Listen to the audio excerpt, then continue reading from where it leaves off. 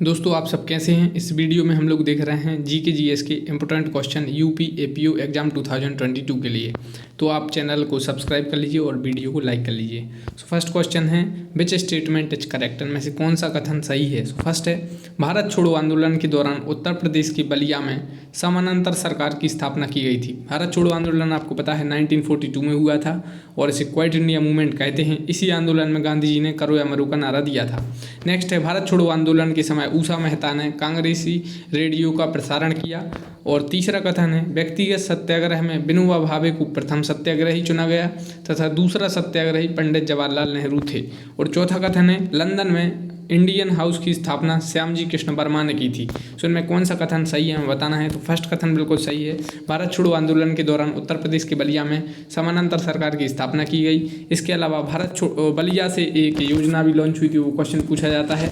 तो यूपी में कोई भी केंद्र की योजना लागू होती है तो उससे क्वेश्चन बनता है, चाहे वो बलिया से हो, महोबा से हो, गोरखपुर से हो या बनारस से हो। वो हमने पिछली वीडियो में देखा भी था। इसके अलावा नेक्स्ट है भारत छोड़ो आंदोलन के समय उषा मेहता ने कांग्रेसी रेडियो का प्रसारण किया, ये भी बिल्कुल सही है।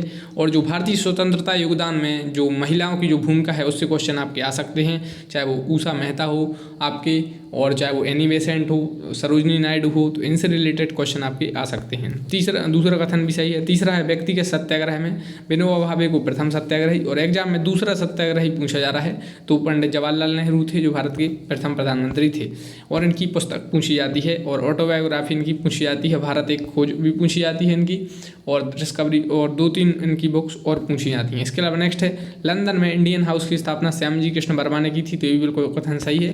तो all of the are correct, all statement is correct. Next है which of these is incorrect, अब इसमें बताना है कौन सा इनकरेक्ट है। फर्स्ट है अलाउद्दीन खिलजी ने सिकंदर सानी की उपाधि धारण की थी। दूसरा है अलाउद्दीन खिलजी ने बाजार सुधार लागू किए थे।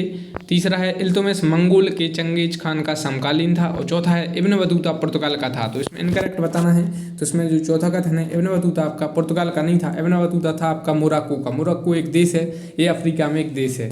तो इसमें देख लेते हैं, फर्स्ट बिल्कुल सही है, अलाउद्दीन खिलजी ने सिकंदर सानी की उपाधि धारण की थी। खिलजी वंश से संबंधित था अलाउद्दीन खिलजी। जलालुद्दीन खिलजी के बाद अलाउद्दीन खिलजी पद पर बैठा था। और आपने एक मूवी देखी है वो पद्मावत, उसमें अलाउद्दीन खिलजी का जिक्र है। नेक्स्ट अलाउद्दीन खिलजी ने बाजार सुधार लागू किए थे, या इसमें क्वेश्चन आ सकता है किसने बाजार सुधार लागू किए या बाजार व्यवस्था पर नियंत्रण रखा, तो अलाउद्दीन खिलजी था। इसके अलावा इल्तुतमिश मंगोल के चंगेज खान का समकालीन था। और इब्न बतूता कहाँ का था, पुर्तगाल का नहीं था, इब्न बतूता मोरक्को का था। आपसे क्वेश्चन इस टाइप से आ सकते हैं, जो ट्रेवलर्स हैं चाहे वो आपके इत्सिंग हो, फायान हो या आपके इब्न बतूता हो, इस टाइप से क्वेश्चन आ जाते हैं। कौन सा ट्रेवलर किस काल में आया और किस देश से संबंधित था। तो विदेश के जितने भी जो यात्री आए हों भारत में उनसे क्वेश्चन आ सकता है।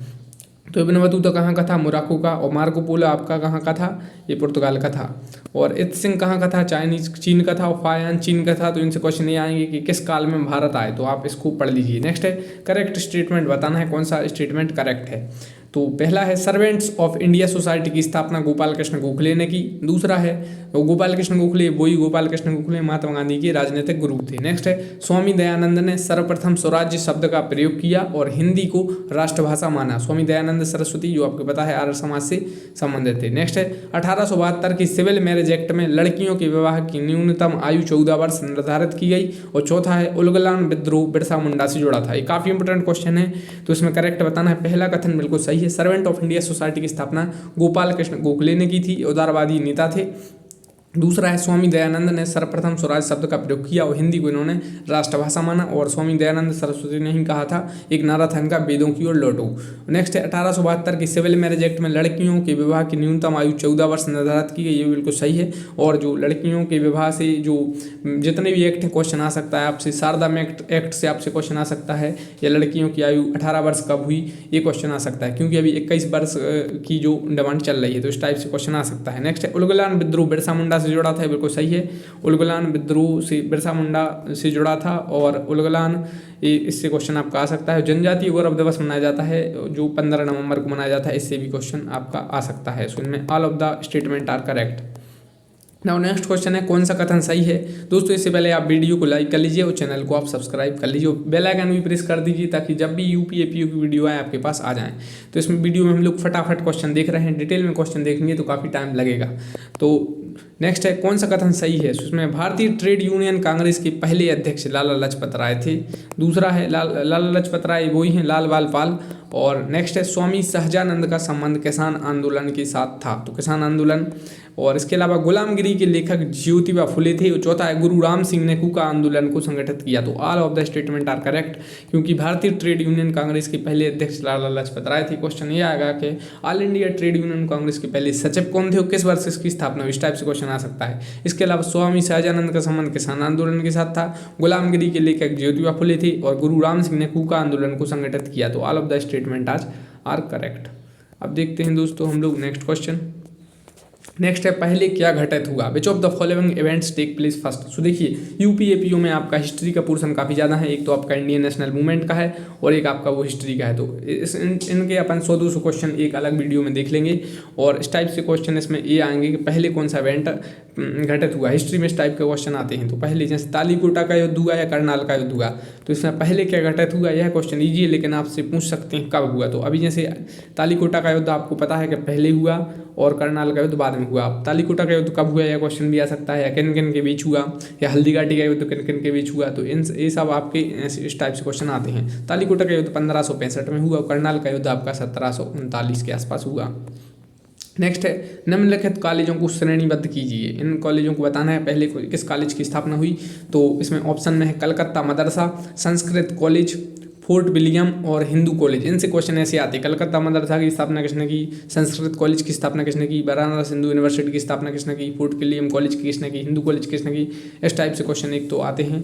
और किसने की स्थापना किस वर्ष की गई, तो इसमें श्रेणीबद्ध करना है, तो पहले कलकत्ता मदरसा की स्थापना हुई, फिर उसके बाद आपका संस्कृत कॉलेज की स्थापना हुई, फिर फोर्ट विलियम और आपके हिंदू कॉलेज की स्थापना हुई। तो काफ़ी इंपॉर्टेंट क्वेश्चन है यह है, तो Calcutta Madrasa, Sanskrit college, fort William और हिंदू कॉलेज। नेक्स्ट क्वेश्चन है और कोलकाता में अंग्रेजों ने प्रथम मदरसा स्थापित किया था। अब नेक्स्ट क्वेश्चन है चूज द करेक्ट स्टेटमेंट, यानी इनमें से कौन सा कथन सही है। तो पहला है Satyendranath Tagore was the first Indian to become the ICS officer in 1864, यानी सत्येंद्रनाथ टैगोर थे पहले भारतीय थे जिन्होंने ICS जैसे इंडियन सिविल सर्विस कहते हैं परीक्षा पास की।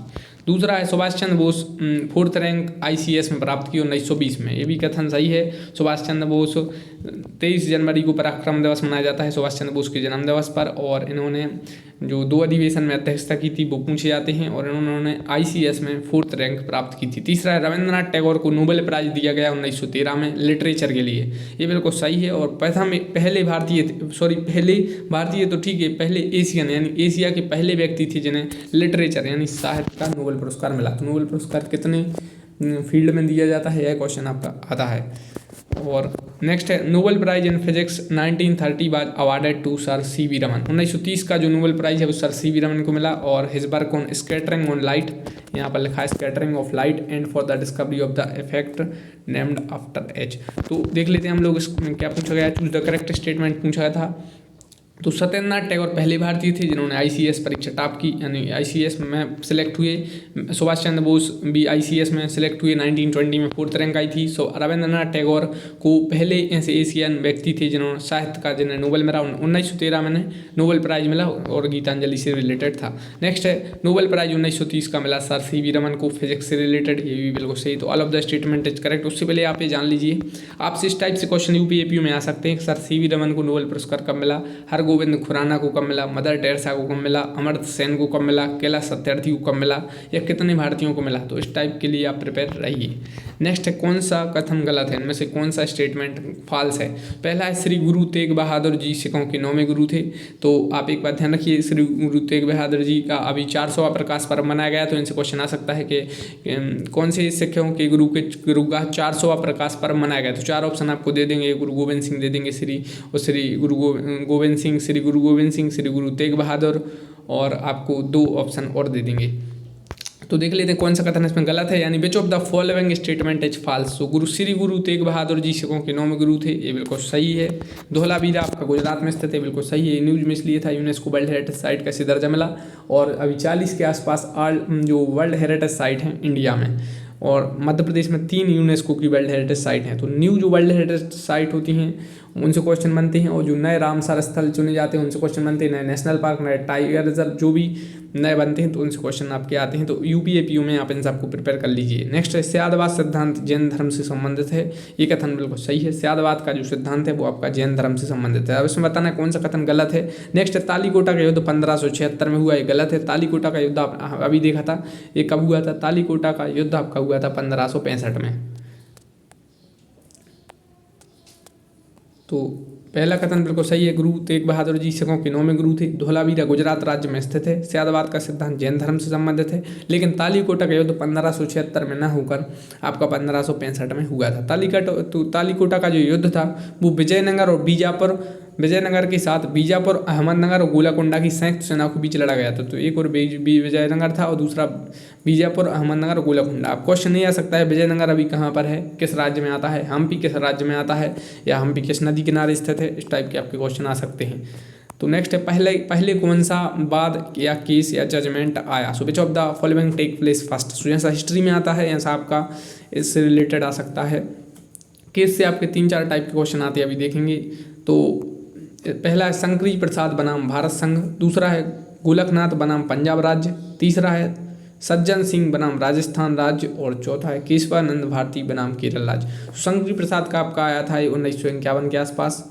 तो इन्हें पहले कौन सा है बताना। शंकरी प्रसाद का आया था 1951 में जजमेंट। गोलकनाथ का आपका आया था 1967 में और आपका सज्जन सिंह 1965 में और केशवानंद भारती आपका आया था 1973 के आसपास और ये आपके बेसिक स्ट्रक्चर से रिलेटेड था। तो क्वेश्चन आ जाता है कभी कभार, ये जीके में नहीं आएगा, ये आपको जनरली क्वेश्चन ये पहले कौन सा केस आया ये आपका जीके में आ सकता है, लेकिन जनरली जहाँ पर कॉन्स्टिट्यूशन आता है उनके लिए ये क्वेश्चन आ सकता है कि शंकरी प्रसाद बनाम भारत संघ में क्या कहा गया या गोलकनाथ में क्या कहा गया है, बेसिक स्ट्रक्चर किस केस में आया। तो पहले इसमें क्या है, शंकरी प्रसाद बनाम भारत संघ मामला इन चारों में से पहले आया, ये इसका राइट आंसर है। अब देख लेते हैं क्वेश्चन कैसे आते हैं। क्वेश्चन ये आ सकता है बेसिक स्ट्रक्चर किस केस में आया, प्रोस्पेक्टिव ओवर रूलिंग का प्रिंसिपल किस केस में आया और किस केस में कितने जजेस थे। शंकरी प्रसाद में कितने जजेस थे, केशवानंद भारती में कितनी जजेस की बेंच थी, सज्जन सिंह में कितने जजेस की बेंच थी, इस टाइप से क्वेश्चन आ सकते हैं। तो जजमेंट और हाउ मैनी जजेस और कौन सा डॉक्ट्राइन या प्रिंसिपल आया, इस टाइप से क्वेश्चन आ जाते हैं। नेक्स्ट है विच ऑफ दी इनकरेक्ट, इनमें कौन सा इनकरेक्ट है। तो पहला है धारा 261 दंड प्रक्रिया संहिता की बात हो रही है सीआरपीसी की। धारा 261 सीआरपीसी द्वितीय वर्ग के मजिस्ट्रेट द्वारा संक्षिप्त विचारण, यानी जो सीआरपीसी की सेक्शन 261 है वो बताती है द्वितीय वर्ग के मजिस्ट्रेटों द्वारा समरी ट्रायल का एक अलग चैप्टर है। धारा 260 से लेकर धारा 265 तक उससे क्वेश्चन बनता है। एक आपका प्ली बार्गेनिंग से क्वेश्चन बनता है। दूसरा है धारा 376 छोटे मामलों में अपील न होना से संबंधित है।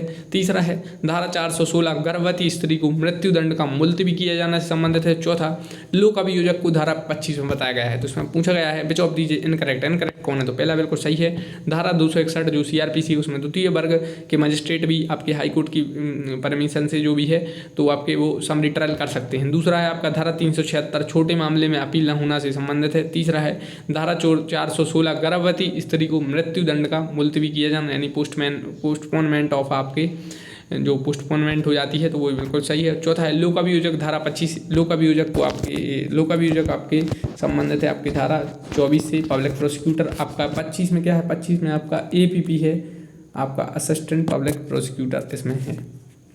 तो फोर्थ आपका इनकरेक्ट हो जाएगा आपका राइट आंसर। नेक्स्ट है मैच द करेक्ट, इनमें करेक्ट बताना है कौन सा सही है। तो पहला बिल्कुल सही है रेस जीएसटी का आपका प्रिंसिपल है एविडेंस एक्ट सेक्शन 6 में रेस जीएसटी। इसके अलावा plea of alibi 11 evidence act और एडविजन 17 एविडेंस एक्ट और इसके अलावा होस्टाइल विटनेस आपका है 154 evidence act. So all of these is correct. Res gestae एक बार फिर से देख लेते हैं, धारा 6 evidence act, plea of alibi धारा 11 एविडेंस एक्ट, एडविजन धारा 17 एविडेंस एक्ट और होस्टाइल विटनेस आपके रिलेटेड है 154 एविडेंस एक्ट से। नेक्स्ट है विच इज करेक्ट। सो इसमें करेक्ट बताना है। पहला है अखिल भारतीय हरिजन संघ की स्थापना महात्मा गांधी ने की। महात्मा गांधी से यूपीएपीयू में क्वेश्चन आ सकता है। सत्य के साथ मेरे प्रयोग किसकी आत्मकथा है, यह क्वेश्चन पूछ सकते हैं। महात्मा गांधी साउथ अफ्रीका में कितने वर्ष रहे, यह क्वेश्चन पूछ सकते हैं। या किन आंदोलन में भाग लिया, किन में नहीं लिया, तो किस टाइप से भी उनसे महात्मा गांधी से रिलेटेड क्वेश्चन पूछ सकते हैं।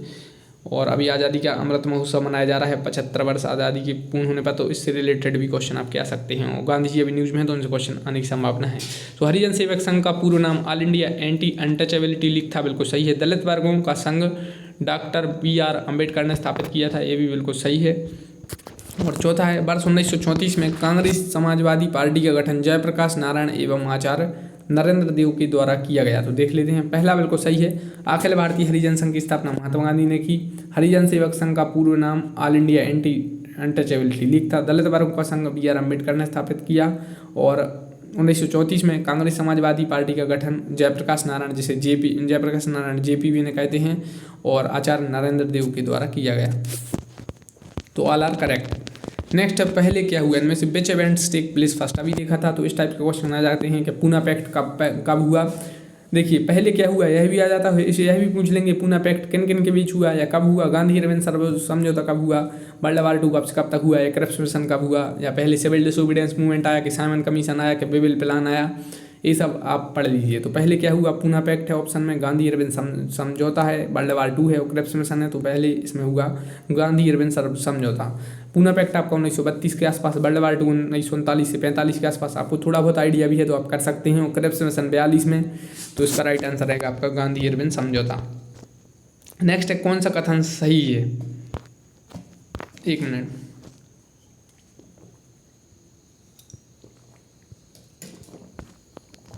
इसमें बताना है कौन सा कथन सही है। Which of the following statement is true?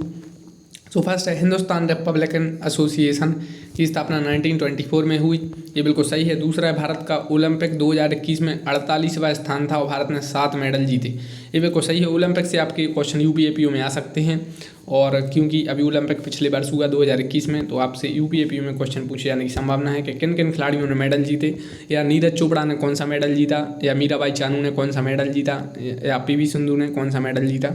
इस टाइप से क्वेश्चन आ सकते हैं। पहला दूसरा सही है। तीसरा है, भीगाजी रुस्तम का मां भारतीय क्रांति की मां कहलाती हैं, ये भी बिल्कुल सही है। तो all of this is correct. Next है, महात्मा गांधी के संबंध में निम्नलिखित आश्रमों में से कौन सबसे पुराना आश्रम है? तो महात्मा गांधी से संबंधित रखते हैं आश्रम में सबसे पुराना कौन है? पहला ऑप्शन है साबरमती आश्रम, दूसरा है आपका वर्धा आश्रम, तीसरा है सदाकत आश्रम और चौथा है फीनिक्स आश्रम। तो फीनिक्स आश्रम इसका राइट आंसर है, ऑप्शन नंबर डी, यानी फीनिक्स आश्रम इसका राइट आंसर है। महात्मा गांधी से संबंधित आश्रम है फीनिक्स आश्रम। नेक्स्ट, किस सत्याग्रह में नेतृत्व महात्मा गांधी ने नहीं किया था? तो महात्मा गांधी ने इनमें से किस सत्याग्रह में नेतृत्व नहीं किया? ऑप्शन है भारत छोड़ो आंदोलन जो 1942 में हुआ, सविनय अवज्ञा आंदोलन, या बारदौली सत्याग्रह, या खेड़ा सत्याग्रह। तो इसका राइट आंसर है बारदौली सत्याग्रह। बारदौली सत्याग्रह का नेतृत्व महात्मा गांधी ने नहीं किया। इसके अलावा भारत छोड़ो आंदोलन है, सविनय अवज्ञा आंदोलन और खेड़ा सत्याग्रह में वो संबंधित थे। इस टाइप से भी क्वेश्चन आ सकता है कि सविनय अवज्ञा आंदोलन कब हुआ 1930 में जैसे, या बारदौली सत्याग्रह कब हुआ, या खेड़ा सत्याग्रह कब हुआ। नेक्स्ट, किस महाद्वीप में स्थित है? आपसे क्वेश्चन आ सकता है कि ये सब एशिया महाद्वीप में है या ये सब अफ्रीका महाद्वीप में है।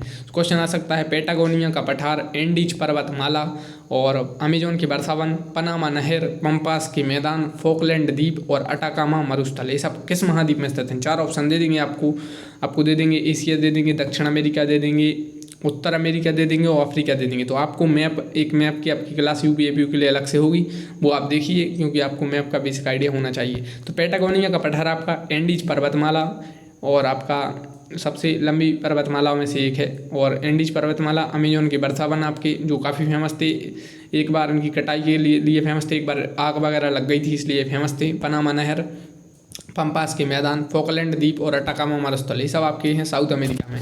7 महाद्वीप हैं, उनमें में से एक है आपका साउथ अमेरिका। सो साउथ अमेरिका महाद्वीप में ये सब हैं पहले में।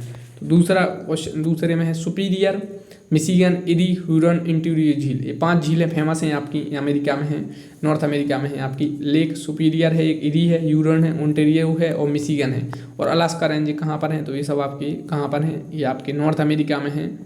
और तीसरा जो क्वेश्चन है वो है नील नदी, नूबियन मरुस्थल, एटलस माउंटेन, कालाहारी डेजर्ट, ड्रैंक्सबर्ग और आपकी कोंगो रिवर, किस महाद्वीप में बहती हैं? तो ये सब आपके अफ्रीका में है, क्योंकि आपको पता है नील नदी अफ्रीका ही में है, और इससे आप आइडिया लगा के आंसर कर सकते थे। नील नदी सबसे लंबी नदी है और इस पर एक बांध बनना था, वो न्यूज़ में था, वो क्वेश्चन आ सकता है।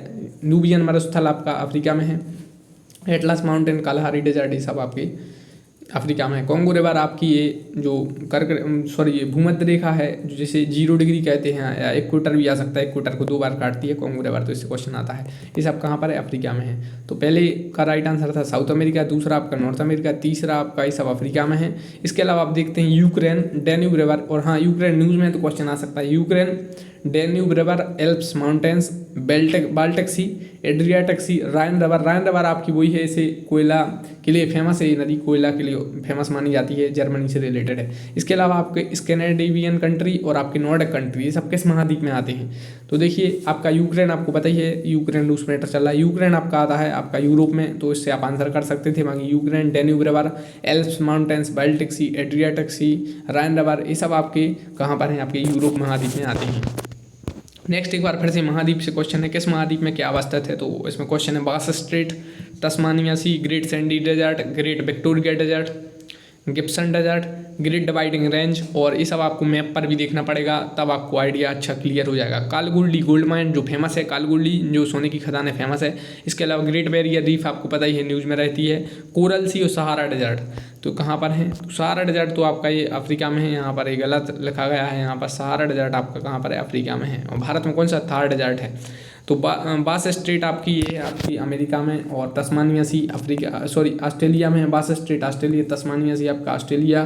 ग्रेट सैंडी, ग्रेट विक्टोरिया और गिब्सन, ये 3 डेजर्ट फेमस हैं आपकी ऑस्ट्रेलिया में। ग्रेट डिवाइडिंग रेंज आपकी ये आपकी ऑस्ट्रेलिया में है, और आपकी ये पूर्वी साइड ऑस्ट्रेलिया में है। कालगुली गोल्ड माइन फेमस है, ये सब आपकी ऑस्ट्रेलिया में है। नेक्स्ट है Helmand river, Yangtze river, Mekong river, Salween river. तो इनसे क्वेश्चन आ सकता है कि हेलमंड रिवर किस देश में बहती है? यांगजी रिवर जो एशिया की सबसे बड़ी नदी है, किस देश में बहती है? मेकोंग रिवर को कहाँ की, मतलब कहाँ की गंगा कहा जा सकता है इसे, या मतलब कहाँ की जीवन रेखा कहा जाता है मेकोंग रिवर को? इसके अलावा साल्विन रिवर है, गोबी डेजर्ट है, दस्ते लूट दस्ते काबे डेजर्ट है, रुबेलाल खाली, यूफ्रेट्स है, यूफ्रेट्स और टिग्रिस रिवर, तो ये कहाँ पर बहती हैं? तो इनसे क्वेश्चन आता है, ये सब आपकी एशिया से रिलेटेड हैं। तो Helmand river, Yangtze river, Mekong river, Salween river, Gobi desert, दस्ते लूट दस्ते काबर ये मरुस्थल हैं। रुबेलाल खली, ये दस्ते लूट दस्ते काबर ये सब आपके ईरान में हैं। यूफ्रेट्स और टिग्रिस, इसे हिंदी में याद नहीं आ रहा है, जो आपकी मेसोपोटामिया की सभ्यता है वो इन यूफ्रेट्स और टिग्रिस रिवर से संबंधित थी आपकी। इसके अलावा पर्शियन गल्फ है जो आपकी स्टेट ऑफ मलक्का है, सुंदरा स्टेट है। इनके आपको मैप पर देखना पड़ेगा, क्योंकि इनसे क्वेश्चन 4-5 प्रकार के क्वेश्चन बन जाते हैं। एक बार आप मैप देख लेंगे तो आपके क्वेश्चन क्लियर हो जाएंगे कि मलक्का स्टेट है जो किन किन सागर को जोड़ती है, या किन किन मतलब उन्हें अलग करती है। तो हिंदुकुश माउंटेन आपके जो कुनलुन माउंटेन्स हैं आपके, पामीर प्लेटू है, साउथ चाइना सी, सब आपके एशिया में है। 9 डैश लाइन से किसका संबंध है? क्वेश्चन आता है, तो आप याद रखें 9 डैश लाइन आपकी संबंधित है साउथ चाइना सी से। नेक्स्ट है Bering strait separate from, strait से क्वेश्चन आते हैं, नहर से आपके क्वेश्चन आते हैं। स्ट्रेट है जी आपके, और आपके बे हैं जो खाड़ी वगैरह हैं, इनसे आपके क्वेश्चन आते हैं। गल्फ से आपके क्वेश्चन से बनते हैं। तो Bering strait separates from, Bering strait किस किस को सेपरेट करती है? पहला ऑप्शन है एशिया से नॉर्थ अमेरिका, दूसरा है इंडोनेशिया से मलेशिया, तीसरा है अटलांटिक ओशियन से आपके पैसिफिक ओशियन, और चौथा है आपका अफ्रीका से यूरोप। तो जो आपकी बेरिंग स्ट्रेट है आपको एशिया से आपको नॉर्थ अमेरिका से अलग करती है बेरिंग स्ट्रेट। कहीं कहीं पर अमेरिका और रूस भी इसमें आ जाता है, तो वो भी आपका राइट आंसर हो सकता है। नेक्स्ट है correct statement, which of these is correct. तो माही रिवर है, ट्रॉपिक ऑफ कैंसर को दो इसमें बताना है कि करेक्ट कौन कौन सा है जो मैच कर रहा है। तो माही रिवर है जो आपकी ये कर्क रेखा को इंग्लिश में कहते हैं ट्रॉपिक ऑफ कैंसर। तो इसका जो फॉर्मूला है 23.5 डिग्री नॉर्थ है, तो 2 बार काटती है, बिल्कुल सही है। Limpopo river Tropic of Capricorn मकर रेखा को 2 बार काटती है, बिल्कुल सही है। और इसका जो फॉर्मूला है 23.5 डिग्री आपका साउथ है। कांगो रिवर इक्वेटर को 0 डिग्री कहते हैं, जिससे 2 बार काटती है, ये बिल्कुल सही है। इसके अलावा Volga river drains in Caspian sea is the largest river of Europe. Volga river है जो वोल्गा नदी है, ये आपकी कैस्पियन सी में गिरती है। इनके मैप आप देख लीजिए, कैस्पियन सी कहाँ पर है, तो ये देखना पड़ेगा, अभी बाद में देखेंगे। वोल्गा रिवर है जो कैस्पियन सी में ड्रेन होती है, और यूरोप की लार्जेस्ट रिवर है। यूपीएपीयू में आपसे क्वेश्चन आ सकता है कि यूरोप की सबसे बड़ी नदी कौन सी है। आपसे ऑस्ट्रेलिया की सबसे बड़ी नदी भी पूछा जा सकता है, या साउथ अमेरिका की भी पूछा जा सकता है। सो करेक्ट है, all of these statement is correct. Next question है, हाल ही में चर्चा में रही नॉर्ड स्ट्रीम गैस पाइपलाइन। तो यहाँ पर देखिए डायरेक्ट आंसर है ये सब। हाल ही में चर्चा में रही नॉर्ड स्ट्रीम गैस पाइपलाइन रूस और जर्मनी के बीच स्थित है, बिल्कुल सही है। अभी जो रूस और यूक्रेन का मैटर चल रहा है, तो उससे रिलेटेड क्वेश्चन आ सकते हैं। यूरोपियन यूनियन से रिलेटेड, नाटो से रिलेटेड और यूरोप वाले क्वेश्चन पूछे जा सकते हैं। तो नॉर्ड स्ट्रीम गैस पाइपलाइन काफ़ी न्यूज़ में थी, और ये आपके रूस और जर्मनी के बीच स्थित है। दूसरा, भारत ने यूक्रेन से भारतीय नागरिकों को वापस निकालने के लिए ऑपरेशन गंगा शुरू किया। ये बिल्कुल सही है। और भारत ने अफगानिस्तान से वापस निकालने के लिए कौन सा शुरू किया था, यह क्वेश्चन भी आ सकता है। तो ऑपरेशन देवी शक्ति, तो ऑपरेशन गंगा यूक्रेन से भारतीय नागरिकों को वापस निकालने के लिए। और भारत 2023 में G20 के 18वें संस्करण की मेजबानी करेगा। G20 ये 2023 में मेजबानी कौन करेगा, भारत करेगा। नेक्स्ट है एंटोनिया, जेलेनिया और जेनेप क्या है, तो ये तूफान है। नेक्स्ट है डोनाट्स और लुहान्स्क किस शहर, ये शहर हैं, ये कहाँ पर है, यूक्रेन में। न्यूज़ में थे, आप अगर न्यूज़ पढ़ते हैं, न्यूज़पेपर वगैरह आप पढ़ते हैं तो आपने इन दो शहरों के नाम सुने होंगे, एक डोनाटस्क और जो भी है इसे आप पढ़ेंगे लुहानस्क, तो ये सब यूक्रेन में है आपके। नेक्स्ट है Minsk agreement is related to Russia Ukraine dispute, सही है। मिन्स्क एग्रीमेंट एग्रीमेंट है जो ये रूस और यूक्रेन से रिलेटेड है। SWIFT is related to global payment system, जी जो स्विफ्ट एक कोड होता है, स्विफ्ट कोड, तो वो किससे रिलेटेड है, ग्लोबल पेमेंट सिस्टम से रिलेटेड है। Nusantara is the capital of Indonesia, Nusantara Indonesia की राजधानी है। India rank 5th in foreign exchange reserve, ये चेंज होता रहता है ये, तो इसको आप अभी 5th रैंक थी, अब जिसमें चेंज होता रहता है, तो आप जब जाइए तो पढ़कर जाइए। इंडिया की जो 5वीं रैंक है विदेशी मुद्रा भंडार के मामले में, फॉरेन एक्सचेंज रिजर्व में, वो एक GDP वाली रैंक पूछी जाती है, तो चेंज होती रहती हैं ये सब।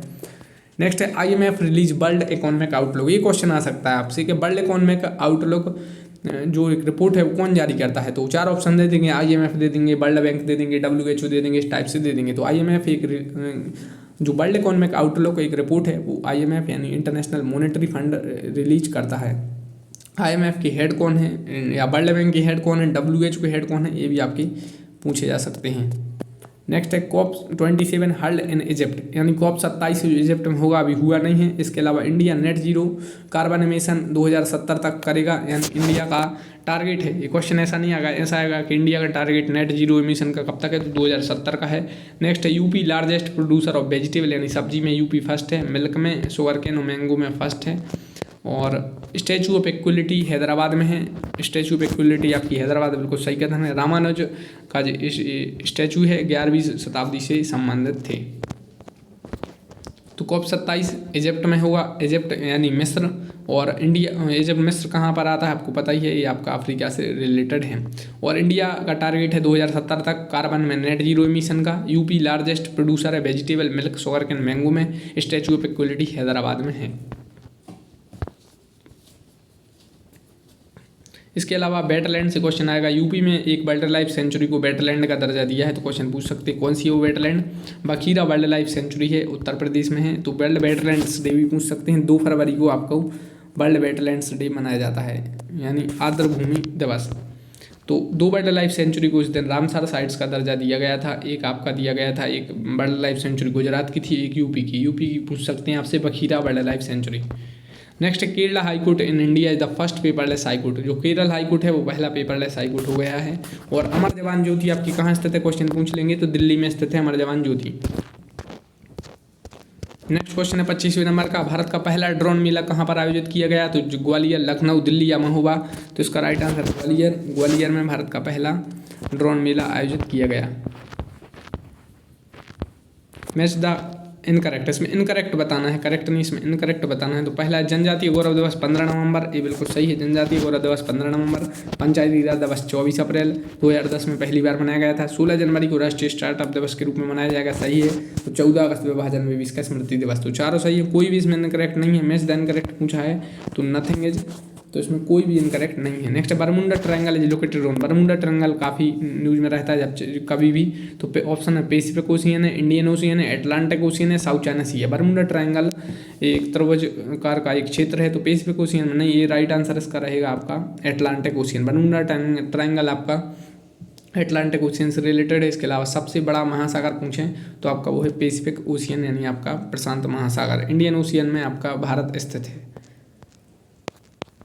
नेक्स्ट है 49th parallel is a boundary line between, यानी 49वीं पैरेलल जो सीमा रेखा किन दो देश के बीच स्थित है, इंडिया चीन के बीच, इंडिया पाकिस्तान के बीच, इंडिया नेपाल के बीच, USA कनाडा के बीच। तो इसका राइट आंसर रहेगा आपका USA कनाडा। इसके अलावा इंडिया चाइना साझा करते हैं LAC यानी line of actual control, India Pakistan करते हैं साझा LOC लाइन ऑफ कंट्रोल। और इंडिया चाइना को मैकमोहन रेखा और इंडिया पाकिस्तान को आपके रेड क्लिफ रेखा कहते हैं।